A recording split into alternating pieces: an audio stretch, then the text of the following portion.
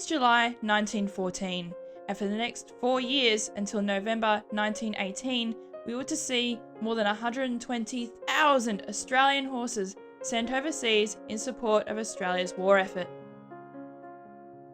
Mostly favouring a mixed breed known as Walers, they're a combination of breeds much like the Brumby, including thoroughbreds, Arabians, Cape Horse and Clydesdales, ranging between 15 and 16 hands, originally only a type of horse, not a breed.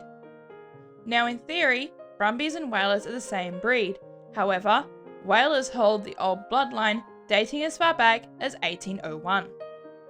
These heritage horses were bred or sold for military use with the knowing of the horse's bloodline and what went into them originally.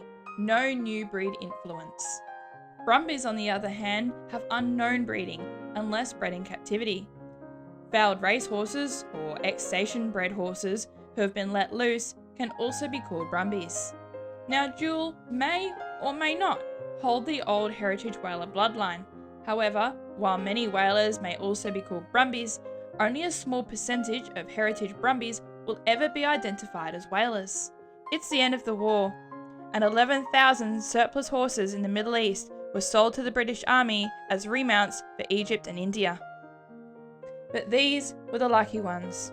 Due to costs and quarantine restrictions, only one Waler out of over 120,000 horses, known as Sandy, the mount of Major W.T. Bridges, an officer who died in Gallipoli, May 1915, was the only Waler to return home.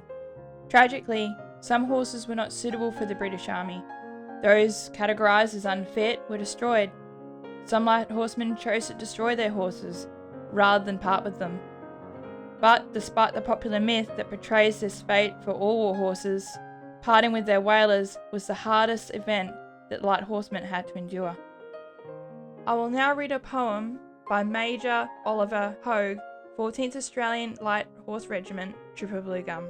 Sums up the men's sentiment. I don't think I could stand the thought of my old fancy hat, just crawling around old Cairo with a jippo on his back.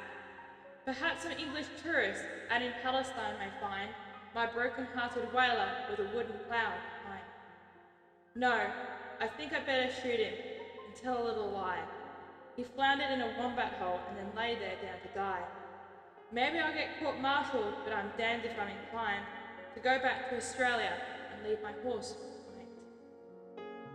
It's now 1940, and many Walers who were part of the trade were let loose, becoming feral, wild horses much like the Brumby.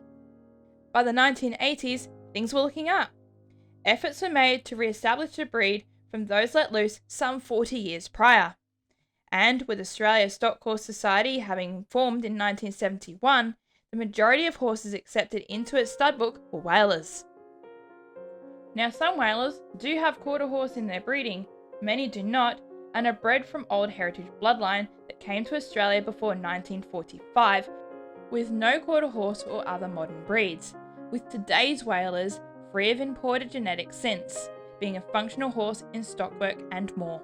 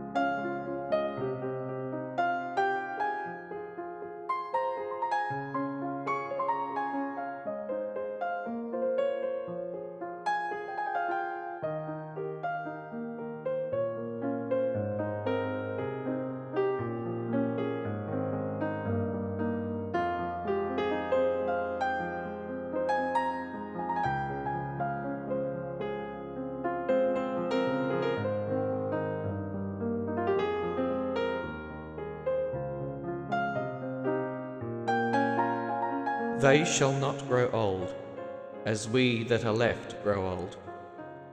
Age shall not weary them, nor the years condemn. At the going down of the sun, and in the morning, we will remember them. We will remember them, lest we forget.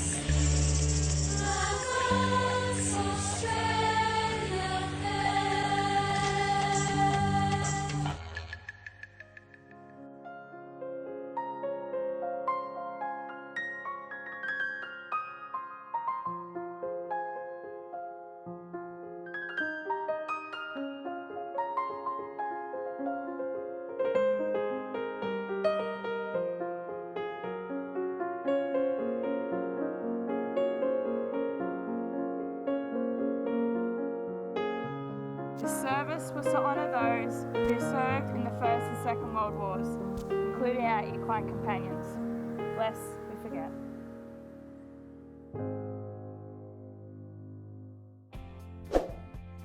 Don't forget to like, subscribe and turn on notifications to our channel Drop a comment below and let us know what you'd like to see.